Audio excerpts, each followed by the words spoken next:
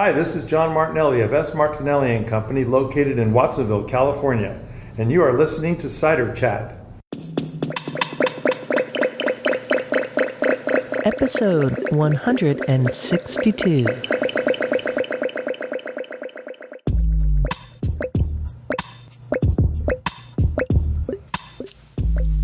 Hello and welcome to Cider Chat.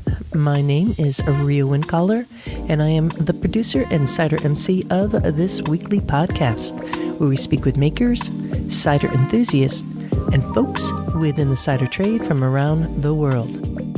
This week, we are speaking to John Martinelli. He is the fourth generation Martinelli to take on the S. Martinelli Company that is based in Watsonville, California. There's so much to tell you about this chat, and John does it best. So stay tuned for that. It'll be coming right up. But first, a bit of news out and about in Ciderville. If you are new to Cider Chat, welcome. And if you're a regular listener, well, it's always great to have you back. For the new folks, you should know that the first part of the podcast is a bit of news, letters that I get in. Sometimes it's the Talking Palms, Mr. Quince, Perry Pear, the Medlars, and yes, Apple. Apple shows up every once in a while when Apple's not so busy, kind of managing the whole Palm Kingdom, if you will. The main feature chat, just so you know, typically comes in a little bit later, sometimes like 10 minutes in. So that's the way this podcast is set up. And believe it or not, this is like the fourth season of Cider Chat. I started this podcast back in the fall of, I think it was 2015. So it's been a while. And I just love all you folks out there who write me letters and tell me what's going on. So we're going to go straight to that right away with a little email coming up that I just received from Sweden.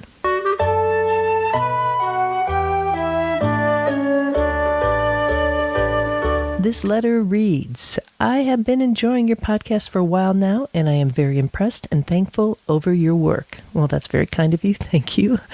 It continues with, I just heard an episode on cider judging, where a couple of guys, sadly no women, were trying to decide which cider was best in show. That's right. That was actually just last week's episode 161, the best of show, actually, for the amateur cider competition for Franklin County Cider Days. It was held in December of this past year.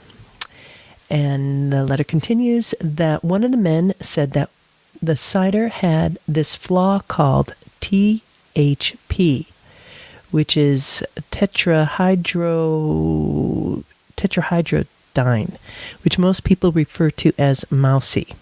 He said that 1 month more on the bottle would have made this disappear, the mousy overtures in the cider disappear. This writer says that this is new to me. Is mouse really something that disappears by itself in a bottle? If this guy is reliable, I would love to have you chat with him about these things related to flaws and Brett and MLF, malolactic fermentation. I'm very interested in this since I love a certain style of Brett, barnyard, but don't like mouse. Lots of love from Sweden, Sign, and I believe your name would be pronounced as Pod. So thank you so much, Pod. That's really nice that you took the time to write that letter. And let me just explain to listeners who don't know what you're talking about there in terms of loving a certain style of Brett, or what the full word is Brettanomyces. And that will give an overture when you are sipping on a cider that is farmy, and it's kind of, well, actually, the nose said it best as, hey, there's some fruit in that hay, which is kind of a reverse way of experiencing it, where it feels like you are kind of like in the fluffiness of a barn center and really getting the richness of the earth. I love Brett too. Some people don't.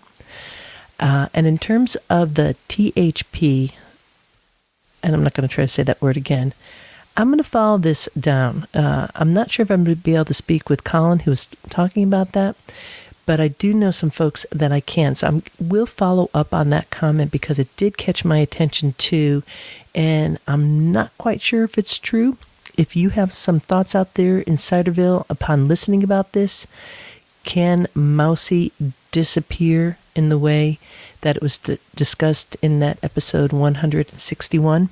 So there's just so much to explore there, and that's the beauty of cider and the beauty of this community. So thanks again, Pod, and we'll follow up on that.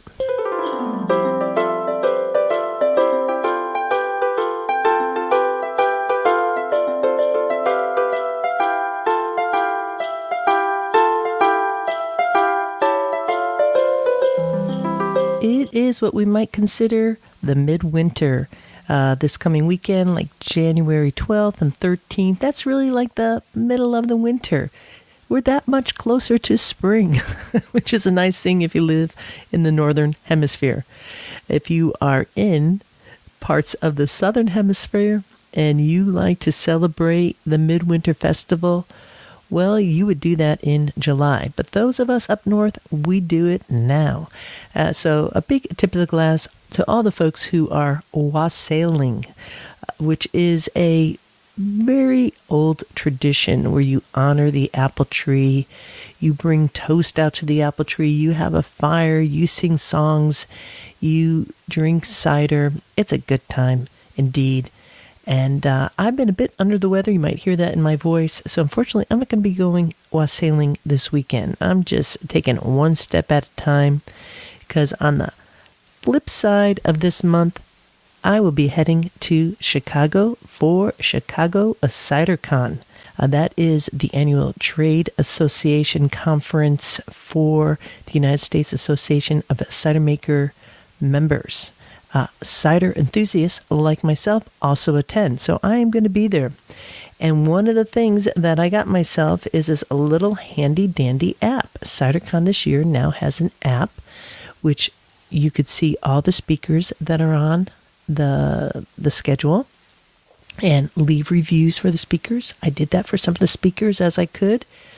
And this app is downloadable if you go to ciderassociation.org.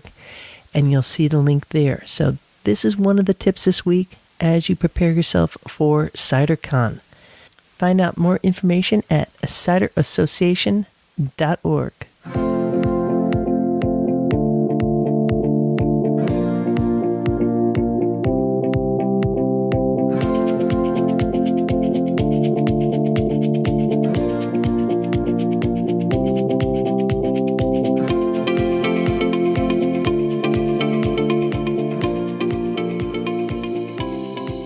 In 1868, after Stephen Martinelli immigrated from Switzerland to California to live with his brother on his farm, he began making cider. And in 1868, that first bottle of fermented cider was a champagne-style sparkling cider, and it rang in at 7.5%. Let's put this in a little bit of the timeline of the U.S. history. California had just become a state in 1850, only 18 years earlier. So you could just imagine the landscape of California at that time.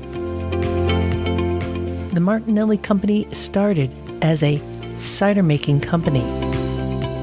This is a family-run business started by Stephen Martinelli and then taken over by Stephen Jr., and the third generation was Stephen C. Martinelli, and the current general manager and CEO of Martinelli's is Stephen John Martinelli, or as he is known best, John Martinelli. And that's who we're going to be speaking to on this week's featured chat, John Martinelli.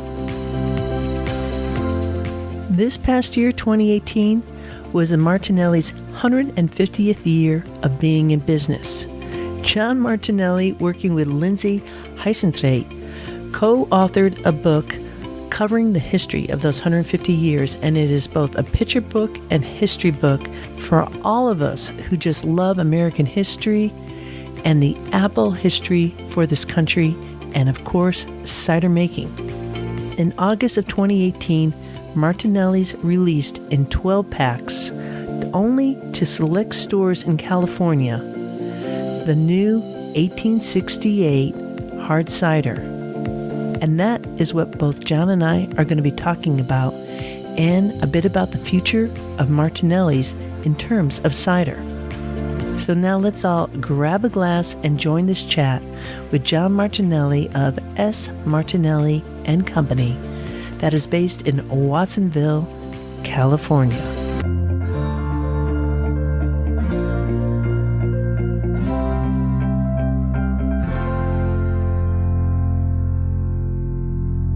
As I was coming in, I was thinking about my earliest memories of hard cider.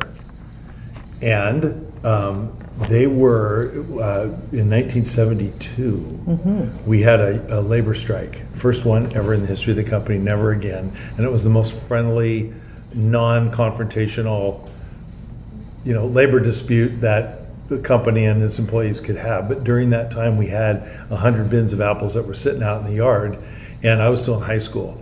So my dad hired my buddy Tony and I to come and literally run the whole process, squeeze the apples, run it through the trim table, squeeze the apples, and put them into our fermenting tanks to make the hard cider, because we didn't have a bottling crew and couldn't make our regular apple juice. Were you still making hard cider? I mean, Prohibition came, and that ended the hard cider production.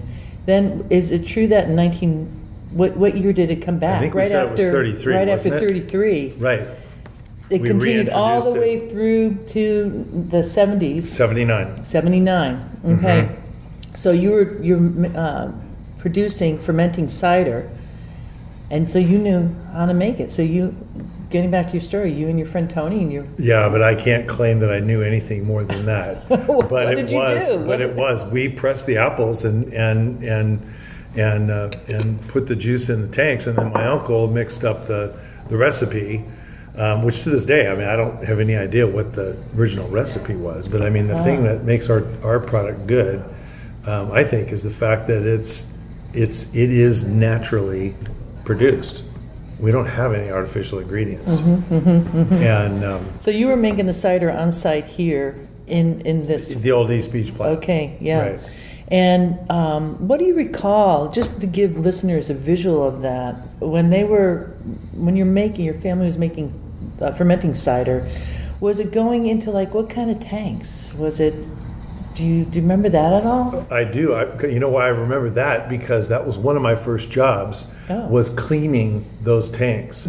And then talk about a confined space. So they were 2,500 gallon redwood fermenting tanks with a lid and a small little square door about 2 by 2. And after the fermentation process, in order to prepare the tank for the next batch, you had to go in there with a ladder. And nowadays they've got all kinds. You have to have a secondary breathing device, and you've got to have a spotter, and you got all that. I mean, literally, I just crawled in there in the ladder and started scrubbing the walls with this trisodium phosphate, which is the pink soap, which is what was always the industrial cleaning chemical, and the fumes and the confined space and the darkness and the gooey walls. It was a bad job. One of the worst jobs. Was that redwood, like we would say, a giant barrel? Exactly. Tank. It was all like redwood. A huge wine barrel, except redwood instead of oak. And now our walls are paneled with those old tanks in the old plant. Yeah, I was reading that. Yeah.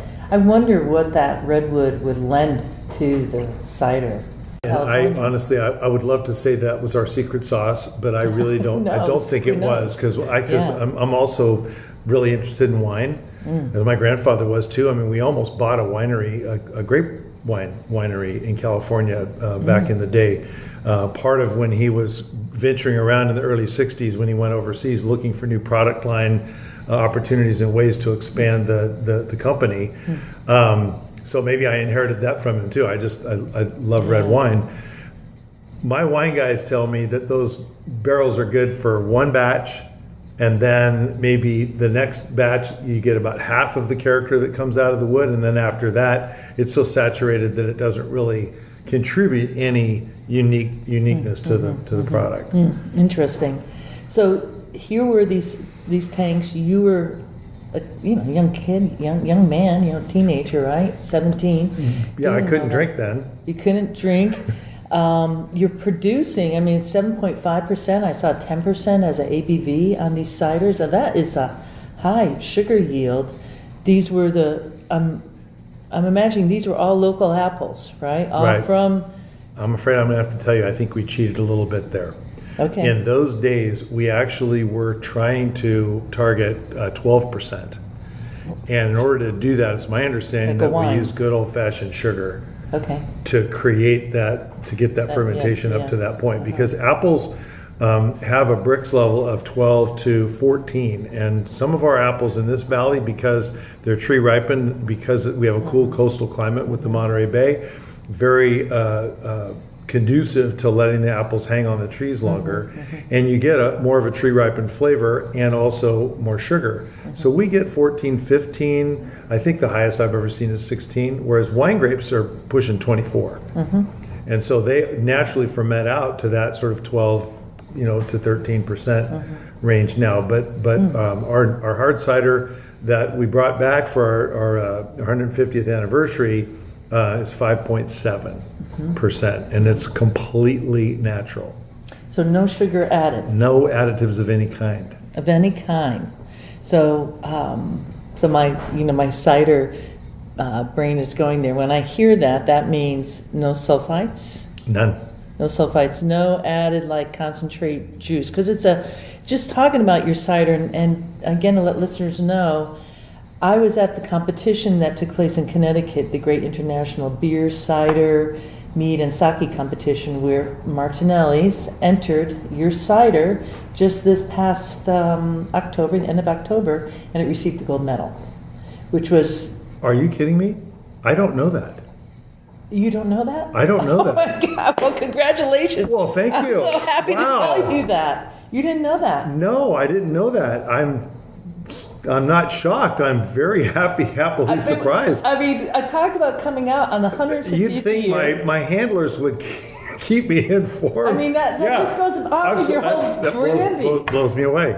I'm so happy. Well, that's fantastic. I think our secret really boils down to the fact that we start with the absolute best apples, and we have a unique blend of apples that includes the heritage Newtown Pippin. And the Newtown Pippin really is a significant flavor component in our regular apple juice product, our sparkling cider, and now in our hard cider.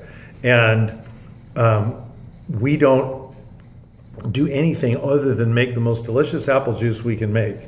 Not particularly tart. We're not really aiming for that really kind of cloistering, dry sort of flavor that, people in tasting panels, they taste it and they go, ooh, that's really good, but I don't want to drink anymore.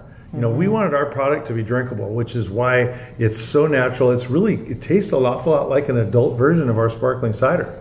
It's not really highly carbonated, and it has just a delicious flavor all the way through, and you want to drink a whole bottle of it. It's a very sessionable cider, is what I look at it. I was happy to see the ABV was at 5.7 because I'm one who gravitates more towards that. The higher it goes, then, just like with drinking a beer or a glass of wine, that's the beauty of cider. It's always lower ABV.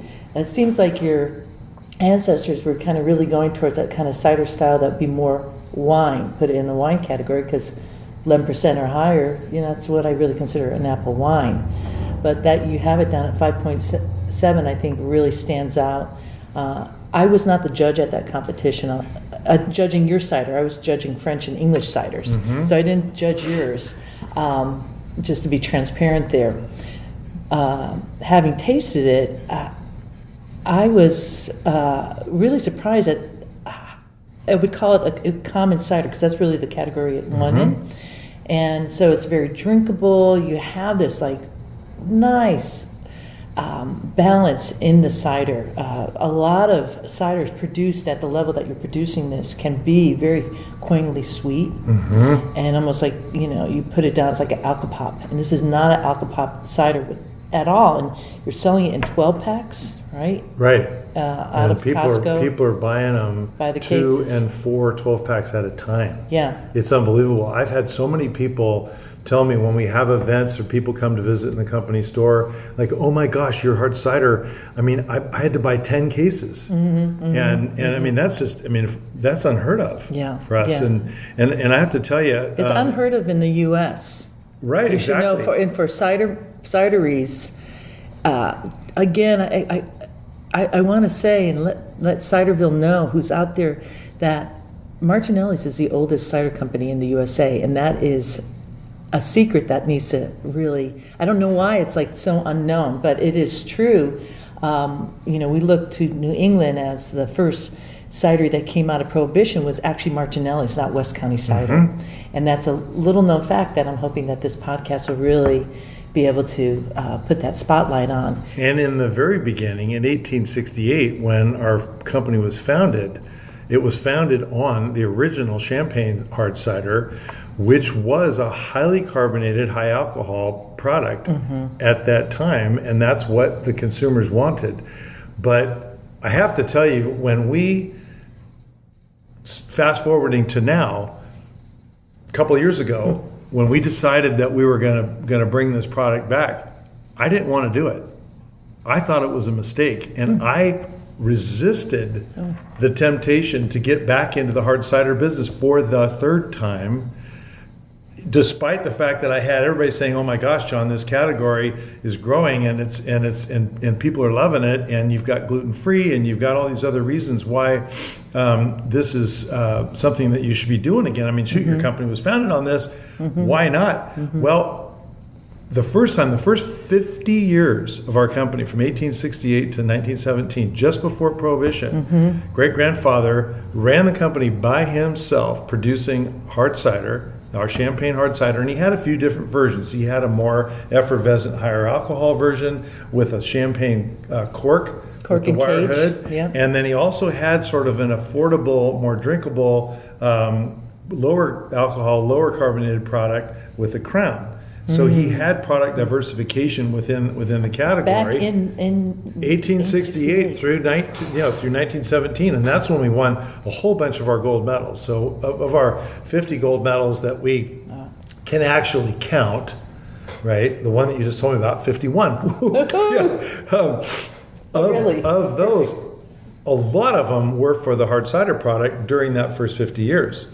And so now here he is at age 75, in failing health, looking towards the end of his life with a hard cider company, and Prohibition is coming the next year. And I'm sure he was thinking, it was a great run. I was able to immigrate to California, make an honest product, raise my family, and now my eldest son is studying to be an architect at the University of California. He obviously doesn't see a future in the family business, but that's probably what he was thinking. And so it was my grandfather actually who saved the company at that time, because he took it on himself to seek out a Professor Cruz, who was a food technology professor at Cal, and together they developed a pasteurization process to make a non-alcoholic version of our product that could be sold during Prohibition. Came home, trained everybody how to do it, and then he enlisted in the World War I. Then Grandpa dies. He comes back to run the business. And then in the next 25 years, our company experienced the most rapid growth phase in the entire history. We more than doubled every single year for 25 years during Prohibition, during World War II, during the Great Depression, all of those horrible things that were going on. And our non-alcoholic version of the product grew 50 times over. So I look back at that history, and then we brought it back in 33 to get to your original question, and then we had hard cider along with our sparkling cider and our apple juice products, and we made some other blends and that kind of thing. We were still in the soft drink business. We had a soda water business at the same time, which helped keep our lines running during the off season, because in those days they didn't have cold storage to hold the apples, so we had to press everything when it came in off the field. And the apple varieties were different in those days because without cold storage you had to have apples that ripened in July and in December and everything in between. What were the varieties? Do you know? Oh my gosh, we've got over 100 heirloom varieties growing in this valley right now. Can't say all their names, but I mean it's pearmains and wine saps and winter bananas and bellflowers Fuji. and Fuji. Yeah, well the Fuji's a newer. Well, of course, it's our apple now. There's a lot of the varieties that we really like now. Our flavor component is obviously the Newtown Pippin. That's a big one. Yeah. The Mutsu and the Jonagold are fantastic apple flavor. A lot of robust apple flavor and a good balance of sweetness and tartness. So we're starting to plant some of those because they harvest sooner than the Pippin, and so we can get our blend going before our really crush of the big apple season. Because one of the things we're concerned about is how are we going to keep up with this category? It's growing so well, and our hard cider business literally blows out of the stores. And then we're out of stock, and people are saying, "What am I going to do?" Well, of course, that's probably why they're buying 10 cases at a time. A problem, but a good problem to have. Exactly. Yeah, so again, getting back to it, when in 1979, when I graduated from college, we decided to get out of the hard cider business again because it was such a small percentage of our business. It was 1%. And the fermenting tanks take up a lot of room in your plant because now we turn a tank on a daily basis, and then you have to store the product. So you were doing longer. I saw you were saying 30, 60 days. I think that's now that you're kind of turning over that quickly, perhaps with this new the 1868 back in the 70s. Were you? I read something that was like you were doing like over a 2-year period to make this cider. Well, it's my understanding that it was put in kegs, and then they bottled off of that. Yeah. Going back, and I do know, like we have old riddling racks that I've found in the warehouses. Old redwood riddling racks and I know that was because everything was done by hand in those days. Yeah, of course. So our annual volume after the first 50 years in the hard cider business was 12,000 gallons. I mean, we did that in our first run when we reintroduced the product. Yeah. I mean, it blows me. That was a whole year. That was a whole year's worth in 50 years. Yeah. So the category, when Gallo, can I say other people's brands? Oh, of course, yeah. When Gallo introduced Hornsby's back in the day, right? So that was about early in my career, so early 80s. It didn't do very well. And so every time I was seeing hard cider swing and a miss, yeah, it was a small percentage of our business. We don't want to do that anymore. It wasn't very exciting. And so I was not thrilled. And then we've been telling people we're delightfully non-alcoholic for my whole career. And I did not want to have a confusingly similar package or anything that where there would be any chance that a kid who's used to drinking our 10-ounce sparkling would pick up a hard cider bottle and which is why we went with the beer style bottle with the brown, and then we brought my dad's label back, which is the favorite part. And that's when I told everybody, I'm arguing, saying no, we don't want to go back into the hard cider business. I tell you, we don't want to do it, but I do listen. And we had an overwhelming encouragement from my executive team, fellow employees, consumers, friends, and all that. John, you got to do this. So I said the only way I'm going to do it is if it's 100% pure natural product. We're not putting any goofy stuff in it. We're not going to back sweeten. We're not going to do things to change the character of the product. It's going to be natural. And I want to honor my father, who just passed away last November a year ago, and his label needs to be our iconic image. Well, let's just describe the label since you're talking about that right now. This is his sketch. Right. And I'm going to grab the bottle if I could, just so we could have a little bit more here. Can we just say that it's like a large oak barrel, probably redwood, that he was like designing it.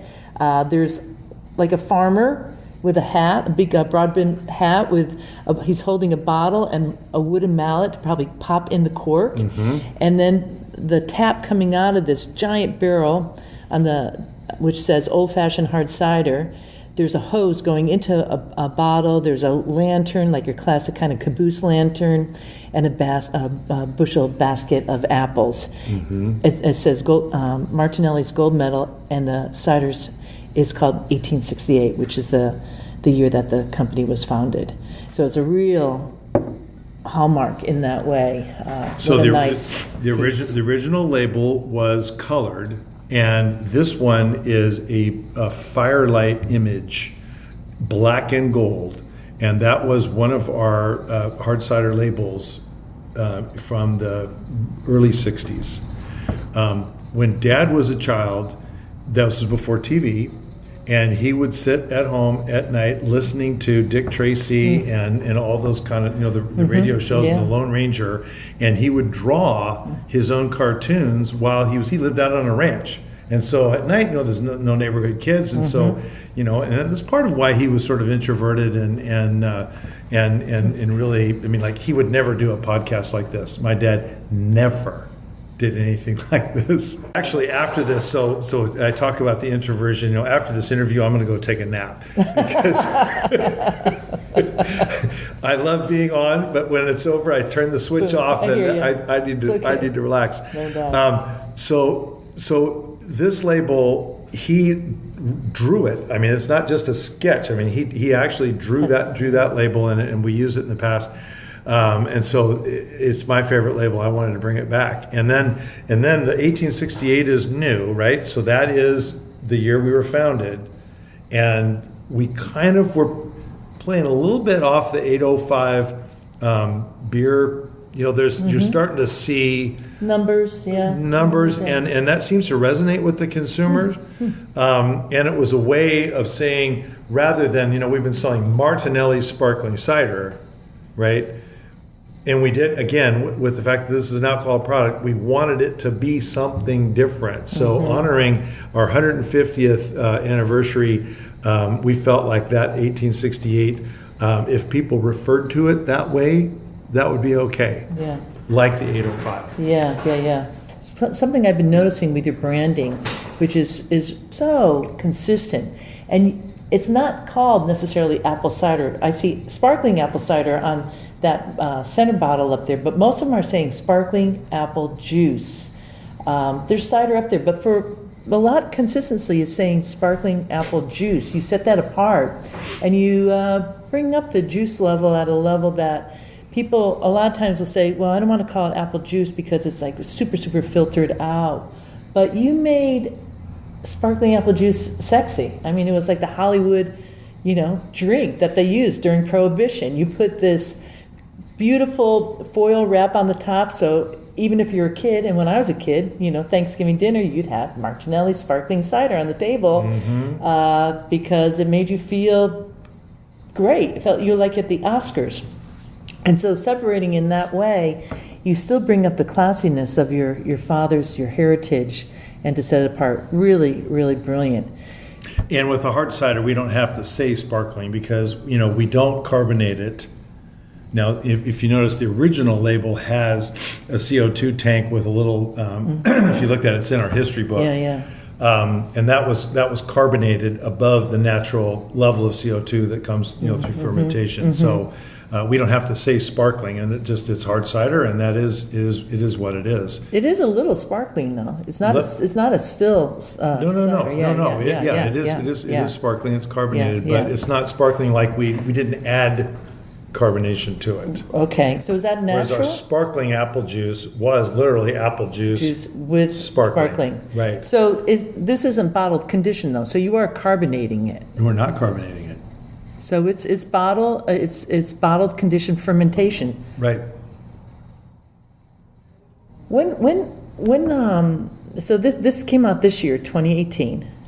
Yeah, in July. And it's being made up in not here on site in Watsonville, right? It's being made. You're in like how would you say, like a collaboration or you contract fermenting? Gordon Biersch. So Gordon Biersch is a local brewer, and they also make hard cider for a couple of other brands. And we don't have the license anymore. So we had to give up our bonding. We were a bonded winery a couple of times throughout our history.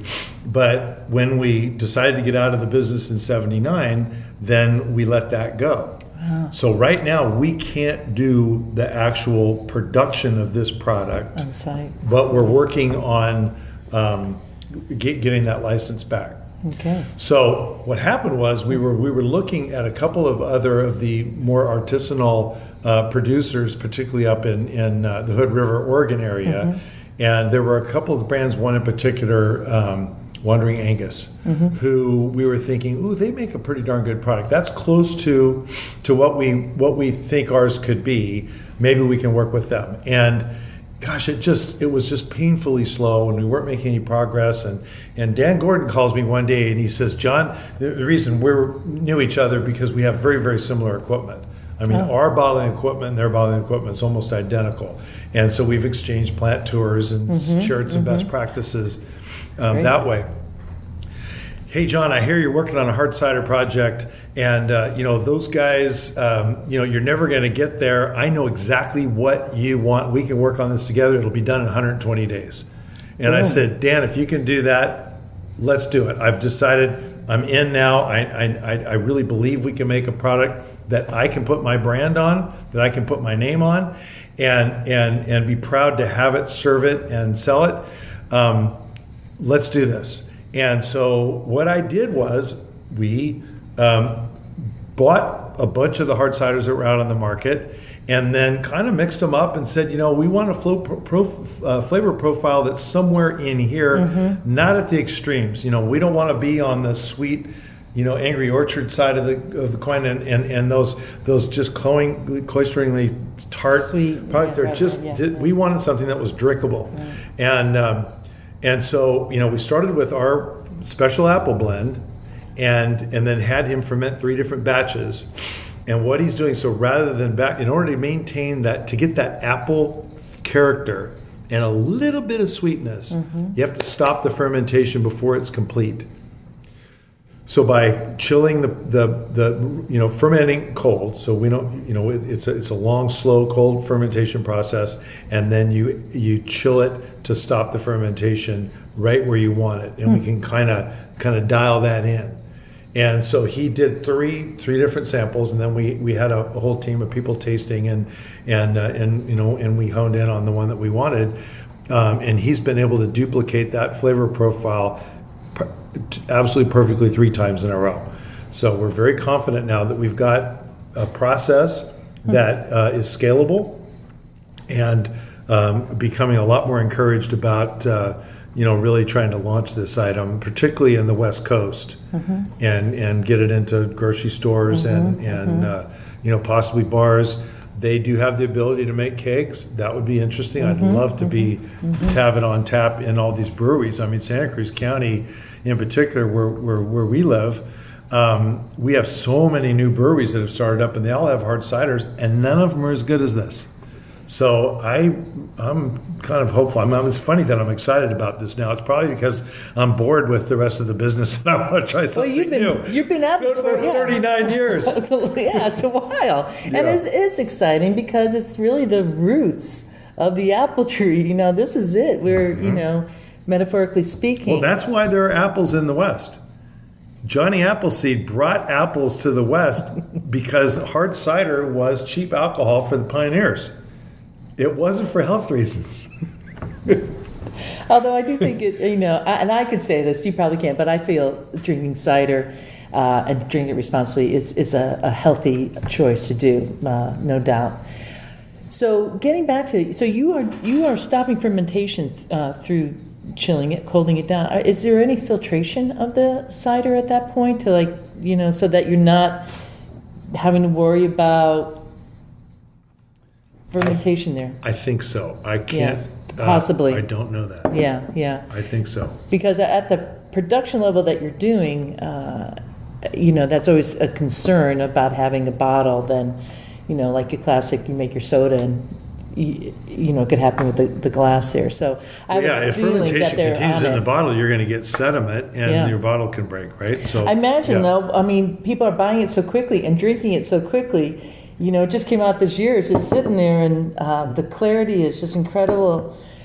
Now the apples. Let's talk about the apples. Are these? Are you able to source enough apples in California to produce this, or are you bringing juice from other regions, from the Pacific Northwest? Yeah, our product actually does have a Pacific Northwest component in it now. So everything we make has some Northwest apples. Primarily because two things. Number one, we don't have enough local fruit. We are starting to plant our own orchards. Mm-hmm. So that's a vertical integration that we started our company in 1868 on a lean-to on my great-grandfather's oldest brother's apple barn. Mm-hmm. We were apple farmers in those days. And then in the intervening years, we got out of that because there were so many people that were growing apples for the fresh market. We had all we needed. But now we are going back into apple production primarily because there are certain varieties like the Pippin, like the Mutsu, the Jonagold that aren't really grown commercially for the fresh market and won't be. Mm-hmm. The fresh market seems to want, Granny Smith, Fuji, Gala. Those are sort of the big three in the broader apple juice, or not apple juice, but fresh apple category. But the good thing is, all of these apple farmers now, particularly in the Northwest, are developing club varieties, which are apple varieties that are designed and created for their brand, right? And they're all going after flavor. It used to be red, yellow, green. Mm-hmm. Nobody liked any of those apples. The Granny Smith is a perfect example of an apple that's picked 2 months early for the fresh market. And they're miserable. I hate Granny Smiths when they're picked for the fresh market. Mm-hmm. But we let them hang on the tree. They actually will hang on the tree into December. And the Granny Smith, when it's ripe, is a delicious apple. Yeah. But the general public doesn't know that. Mm-hmm. Consumers don't know that because they get these hard green apples that last. You can put in a bowl on your table and it's there a month later and it still works. Right. So the long and short of it is the Northwest is growing a lot more flavorful apples. They're pulling the old Red Delicious out. They're pulling the Gold Delicious out. We're actually grafting some of those old orchards over to Newtown Pippins in the Northwest. We're working with a big 4-generation family farmer up there, and we think we're going to be able to come darn close, if not duplicate, our total flavor profile with apples out of the Northwest because they have the ground, they have the climate with global warming. We're seeing that climate is being pushed to the to the north, so the Northwest really is the ideal climate for that, and nothing for us. We used to thumb our nose at it and say, "Oh, the Northwest, we would never do that," but they have adapted, and they are growing really wonderfully flavorful apples. The Honeycrisp is another one that's just amazing. It's got a really delicious apple flavor. A lot of those old apples didn't taste like apples. Mm-hmm. And so the varieties matter a lot. Yes. And we've got probably a dozen apple varieties that are in our blend at any given time. You're expanding out into the Pacific Northwest in that way. When I look at this area, of course, Watsonville, Apple City, the history of California being 1910, we were it. I mean, we were the biggest apple growing region in the country. And I would say it also was far-reaching out into the world too, wasn't it? Well, California. We supplied, absolutely. Out to the world. We've got the San Francisco Bay and the Monterey Bay were major shipping ports. Mm-hmm. Yeah. And what's specific to this area is the term dry farming, where there's no irrigation. Like Sebastopol. Right. And so, you're mentioning your affection for wine and your affection for the difference between like the grapes and the apples, but with dry farming, and I know some Normandy makers, they're really looking for that. No water, keep the water out. Don't add water. You don't get as high of a yield apple because it's not heavy and filled up with water, but you get this higher concentration of the sugars, and the flavor profile just pops. It's just the reason why you want to have grapes down, in the southern region of California now. Well, Paso Robles is yeah. unbelievable. Yeah. Templeton, Yeah. which is just outside of Paso Robles, and that is some god-awful soil down there. But when you look at it, it looks like a lot of the ground in France. And you walk around chalky, here, right? Walking around here in Monterey Bay, knowing that there were a lot of orchards and there is a growing cider making community here. I was meeting with a number of them last night. That the soil around here is really sandy.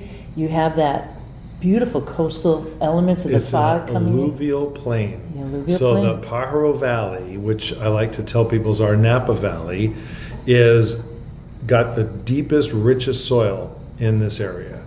And that's why people settled here 200 years ago. To farm. I mean, it was right. It was easy to farm, and the ground turns up real nicely, and it holds moisture. Yeah. So yes, it's true that I can give you a fact and a figure that will help illustrate this. So in the Central Valley, where they grow almonds, they are putting 4 acre-feet of irrigation water on those crops just to keep the trees alive and produce a crop.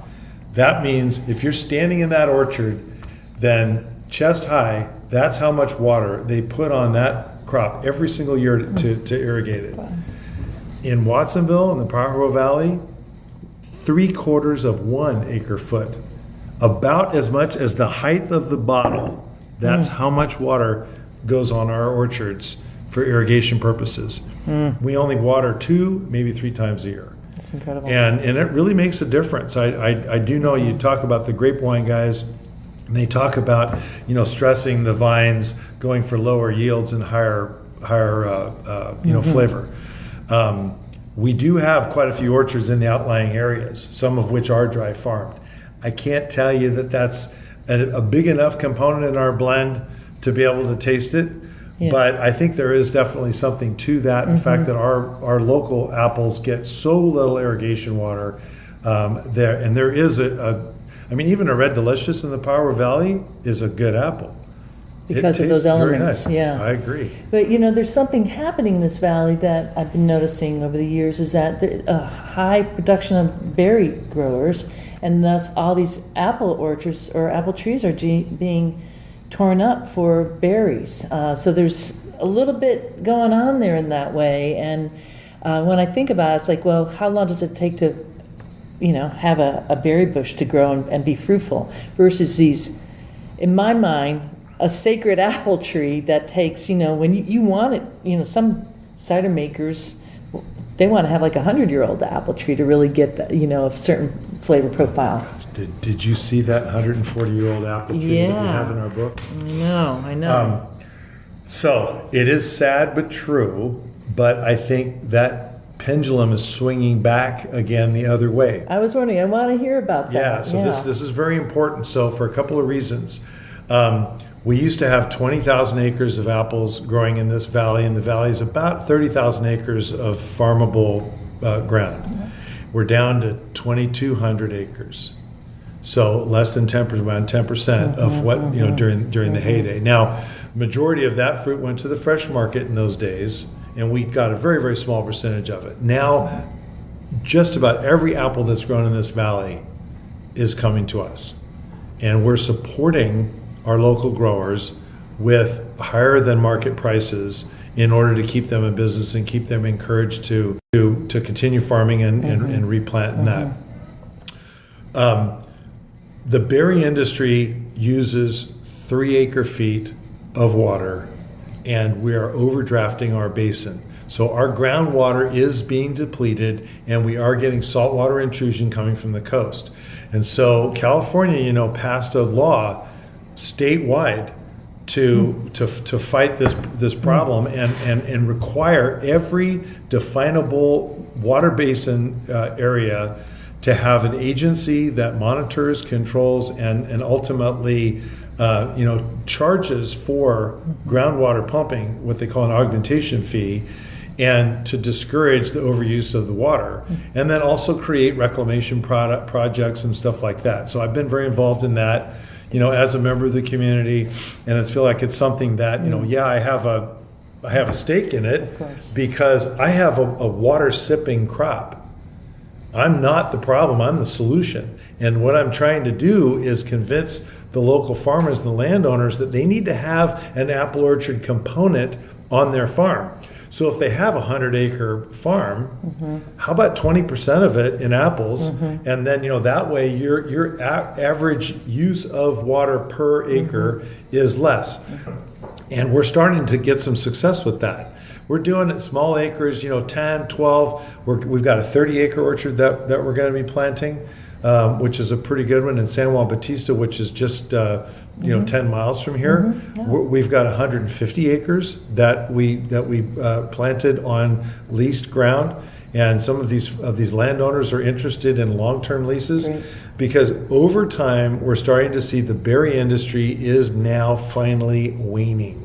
They are not making as much money as they were, and they're starting to downsize, pull back. They're starting to fallow some ground. And we think that's our opportunity now to step up and say, hey, it's time to bring the apple back in the Power Valley, and we're willing to do it. So we've actually created a farming company and running that as a separate entity, not for any particular reason. It's a business thing. Well, this is what you've been doing all along with the company, is really, I think these orchards are here in this area because of Martinelli's. Only because. Yeah. If you take time to go around and interview some of our multi-generation farmers, you'll hear that story over and over again. If it weren't for Martinelli's, and I hate to say this because I don't like to brag, but if it weren't for us, we wouldn't have apples in this valley anymore. No doubt. But now we're going to have more, because we're planting, and we're gonna take the bull by the horns and make sure that we get what we need. Which is also a great thing for the valley, because if it helps the saltwater intrusion, then we can live in harmony with some of the water intensive crops. Yes. We're not against it. I mean, we have berry juices. Yes, you do. And they're delicious. Absolutely. Yeah. It has to have a little bit of balance, and again, though, I just think how long it takes for just one apple tree to grow where it's actually producing to the level. So in the old days, when great-grandfather's brother started farming, they planted apple trees 28 feet apart, and it took 20 years before the trees would even start to come close to touching each other. And they grew other crops in between the rows. Brilliant. Yeah, I mean, that was the way. They were pioneers, and they were trying to figure out a way to make it work. 28 feet apart. So they were diversified. These go really far apart. I mean, in this room, it would be here, there, must be there. standard-sized trees, of course. That's all they had. Big trees. Yeah, wow. Today, so that was 180 to 300, give or take, apple trees per acre. Now, some of the intense plantings, we're planting more like 600 or more, maybe even up to 1,000. Smaller trees closer together, and the goal is now our trees are 5 to 6 feet apart in a row, and maybe 10 feet apart to the next row. And the sooner you can get the coverage of the tree branches and the growing surface established, even though you're spending more trees per acre, costs more to plant, you get yields much quicker. And so our models show that in 5 to 7 years, we start to get close to a sustainable yield, and then 7 to 15 is when it actually becomes really profitable. If your orchard lasts 50 years, then you get a real good return on your investment over that period of time. We have to think that long. I mean, for a 150-year-old company, for us to be making investments in things where we're thinking the next 50 years, that's what we've been doing since 1868. Right on. Yeah. I would say pears for your heirs, if you're going to plant those. And apples, obviously, come a little bit sooner. And just for folks listening, what John's talking about is more of like an industrial kind of production for an apple orchard versus that, more spaced out. So there's a lot of different ways to practice orcharding. But if you're going to produce the amount of apple juice and cider that Martinelli's is going to do, you have to scale it up at that level.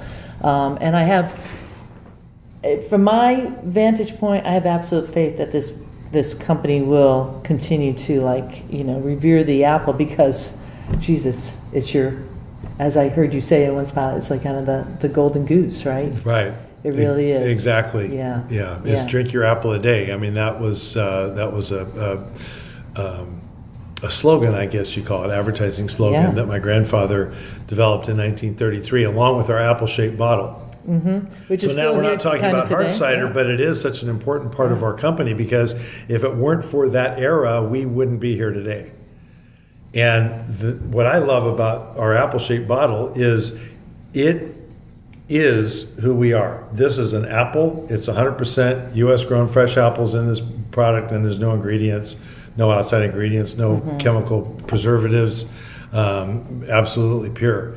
And I think the apple shape says that. People look at it and they go, oh, that's an apple. Absolutely. Look, can we talk a little bit about branding? Because I think it is so interesting what you've done, these different slogans. So I'm going to read a couple here. So drink an apple a day. It's cider time. Party fun for everyone. Cider sippin' time. And then a bewitching treat, which was on the side of a bus. And that's with a witch with a pointy hat. She's kind of like doing a spell on an apple bottom. I'm just kind of wondering, what was that one about? So a lot of those images are on our website, and I would encourage people to go look at them because they really are cool. They are one cool. of my favorite ones was the cider sipping time, which is the two kids that are sitting, and it's a silhouette design, like a black and white kind. And they've got the big apple bottle in between them with the two straws coming, and I think that's just so cute. And my grandfather was the brains behind all of that. He just, he was an architect, and he thought in a design way. That was his way of thinking, and I don't know if he drew those images. I bet he did because he also had a flair with the I was wondering about that. We have some of his architectural drawings in our history book. But unfortunately, I don't know much more about his era than what I was able to dig out doing the research of the book.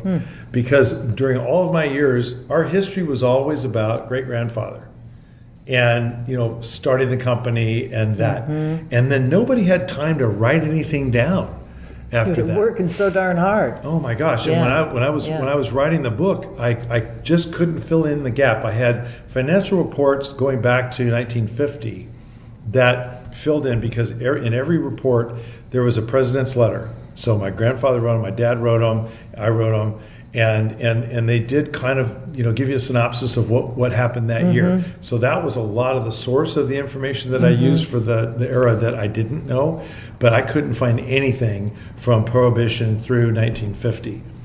And my dad kept saying, my dad was starting to, it was a dark era. He was declining. Yeah, and it was a dark era. And I tell people also, how when you're in business, you're trying to new and improve, and you're not thinking about recording and saving your history, and stuff becomes garbage so quickly, and you got to get rid of it. We got to get rid of that stuff. Space, When does garbage become a treasure? When does it become a treasure? And it's somewhere between 20 and 50 years. The story of Martinelli's, it's important for listeners out there in Ciderville to know, is that there are Martinellis. You go into your grandma's closet, there's a bottle of Martinelli's probably sitting there. I could go down in my basement somewhere. I'm sure there's a bottle of Martinelli's there. You could go to a garage, store. There's going to be Martinelli's.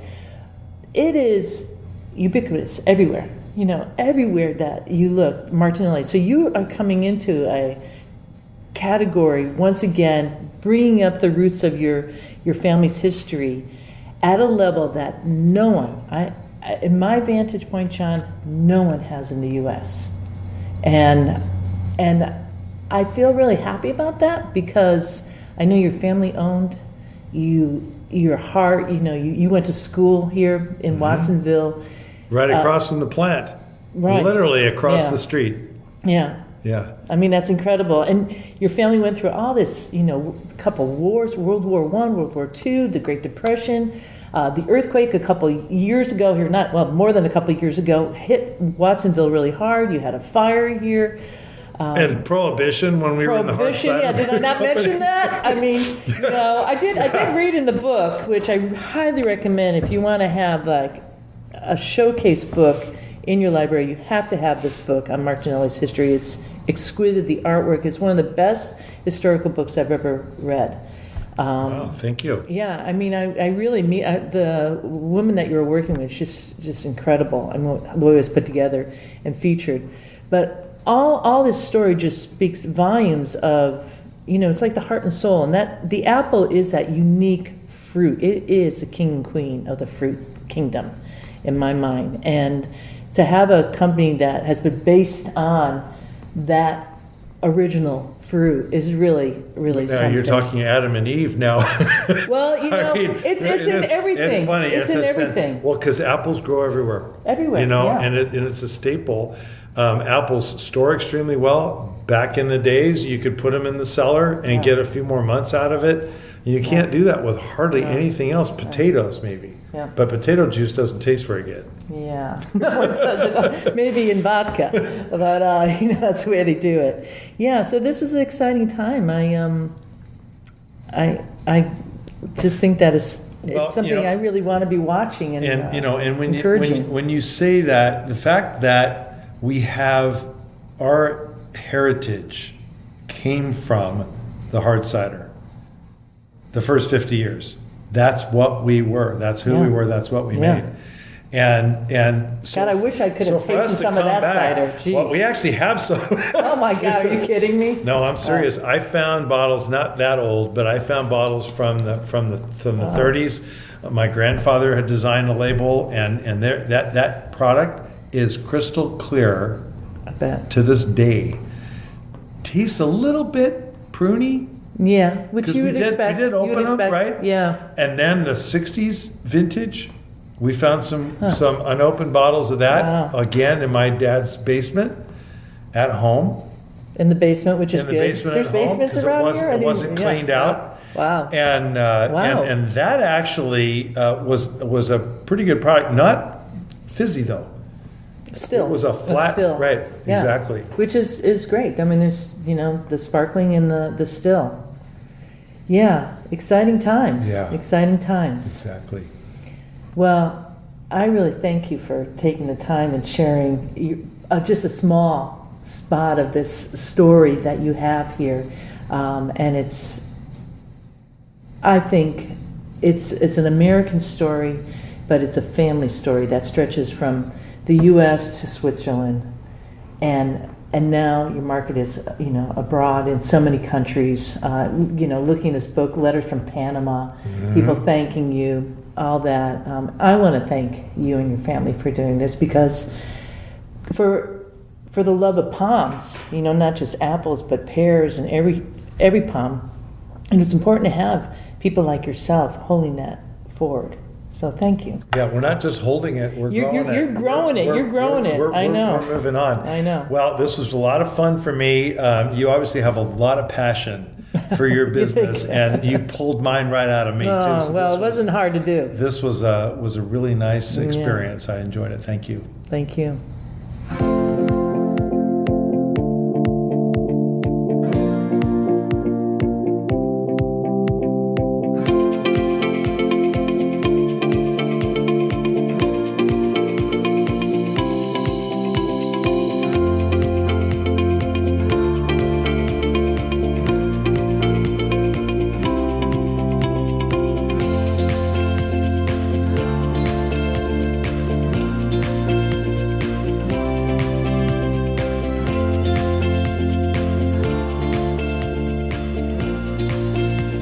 I suspect around about now you're thinking, geez, I'd like to have a taste of that 1868.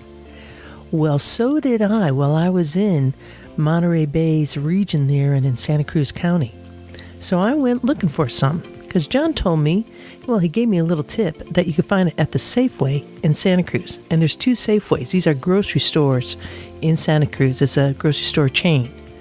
It's also sold in Costco's, I guess, as far as like San Francisco and down to San Diego. And of course there's a Costco's in Santa Cruz too. So I went hunting after speaking to John, saying, well, let me see, what does it look like? What's the packaging out in the store? Because classically, around the holidays, you'll see these huge Martinelli sparkling apple juice presentations in grocery stores for people to pick up and share as holiday toast. What did the cases, these 12-pack cases, look like? So I went over to the Safeway, looking around the floor. I saw other large American cider brands, but no 1868 Martinellis.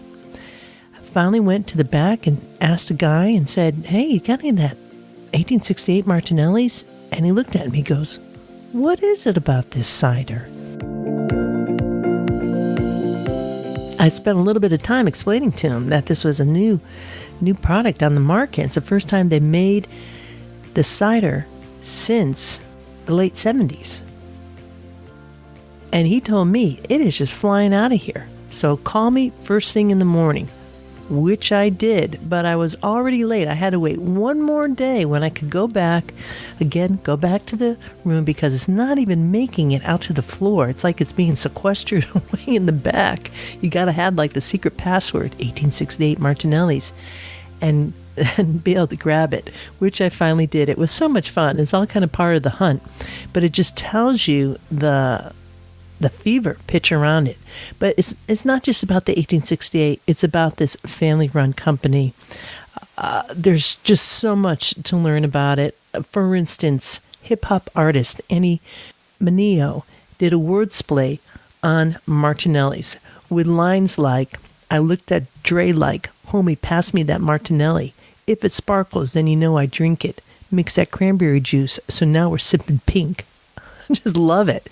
It's an incredible song. I'm going to have a link in the show notes. There's a YouTube video that you could watch, all words played on Martinellis. It's rocking. Really great stuff. Folks play with Martinellis in so many different ways. There's a lot of love and passion. And this is one cider company that has really made an impact for the local community. Which brings me to the next piece that I really am excited to share with you. And that is a bit about the Monterey Bay Cider Tour that's taking place April 12th and 13th in Monterey Bay. That's from Santa Cruz down to Monterey. We're going to be going back to Martinelli's with the group, and John Martinelli is going to be leading the tour. Dear Ciderville, this does not happen. They do not do tours. And the fact that John agreed to do it is just so amazing. I'm absolutely delighted and really excited to share who this man is with folks who are so passionate about cider, and really excited to meet the great-great-grandson of the founder of Martinelli's. It's going to be epic, and I'll be coming up with a little bit more on that in just a moment. If it wasn't for a cider competition, I never would have heard about the 1868. And geez, you know how much of a cider geek I am.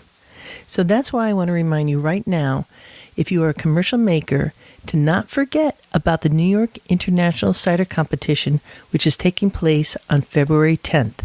It is put on by Adam Levy, who has been on this podcast. I will put a link in the show notes to his chat if you want to find out more about him.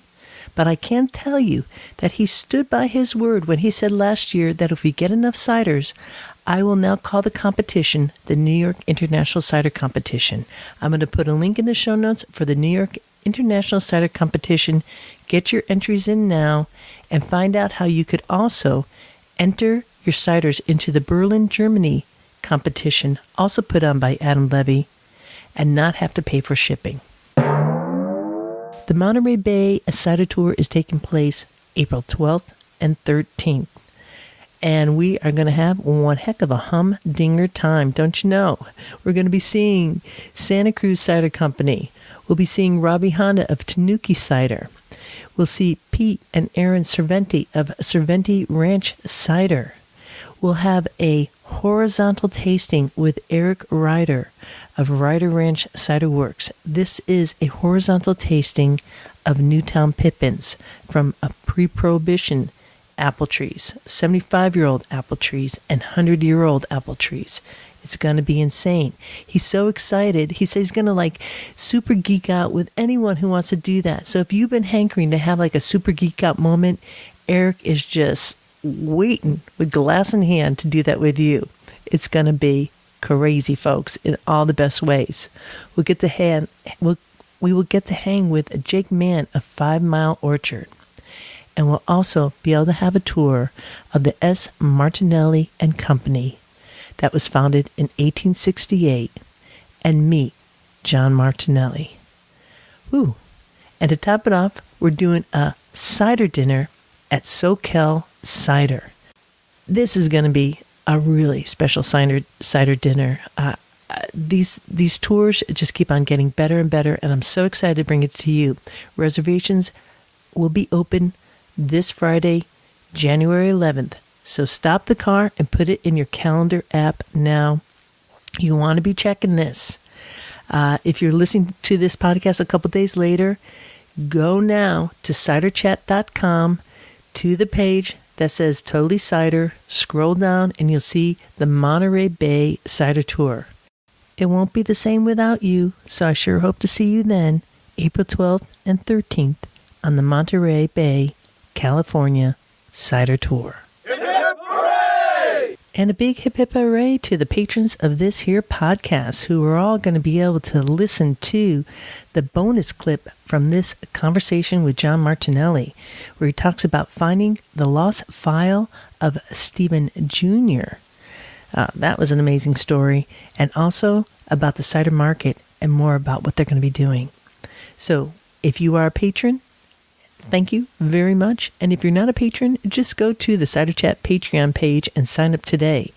Your support really helps keep this podcast on the air and helps keep cider going up around the world. Going up, going up.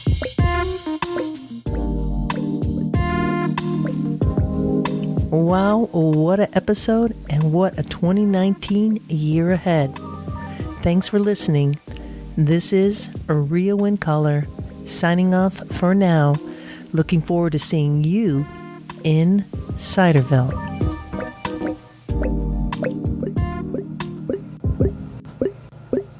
Yeehaw!